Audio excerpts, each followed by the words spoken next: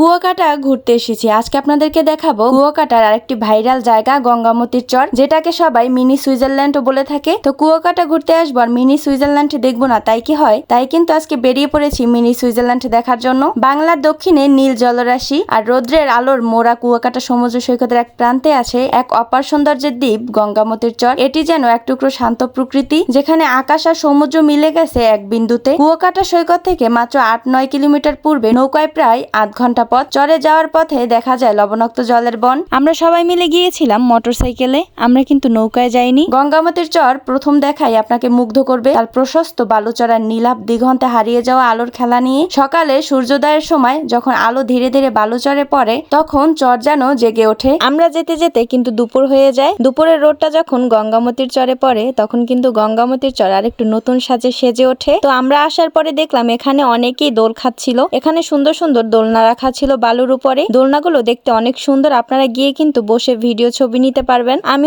বালুর উপরে হাঁটতেছিলাম, দেখতেছিলাম যে আসল সৌন্দর্য গঙ্গামতির কি কি আছে এখানে। তো গঙ্গামতির চরে আসলে দেখতে পারবেন সুন্দর সুন্দর গাছপালা এবং সবুজ বন। দূর থেকে দেখা যাচ্ছে অনেক সুন্দর সুন্দর গাছ, যেগুলো দেখলে আপনাদেরকে মুগ্ধ করবে। এখানে অনেকগুলো দোকানও ছিল, আপনারা এখানে এসে খাবার খেতে পারবেন, ডাব খেতে পারবেন, বিভিন্ন রকমের খাবার ছিল। তো আসার পরে কিন্তু ক্লান্ত হয়ে গেলে অবশ্যই একটি ডাব কিনে নেবেন, তাহলে কিন্তু একদম ফ্রেশ লাগবে। তো আমার পরে এই সুন্দর ড্রেসটি পেয়ে যাবেন ক্লাসিক ক্রিয়েশনস পেজে, পেজটি কিন্তু উপরে মেনশন করে দিব। তো এখানে গঙ্গামতি চর আসলে কিন্তু অনেক সুন্দর সুন্দর ভিউ আপনারা দেখতে পাবেন। আমরা মোটরসাইকেলে বসে পুরো গঙ্গামতির ভিউটা দেখার চেষ্টা করলাম। তো এখানে কিন্তু সুন্দর সুন্দর ভিউ আপনারা দেখতে পাবেন। বালুর উপরে যে সুন্দর সুন্দর আর্ট করা, এই জিনিসটা আরো বেশি ভালো লেগেছে। তো এখানে আপনারা দেখতে পারবেন বিস্তীর্ণ বালুচর। এখানে আসলে আপনাদের মনই পুরো চেঞ্জ হয়ে যাবে। আমরা এত ঘুরেছি তবুও জায়গাটা শেষই হচ্ছিল না।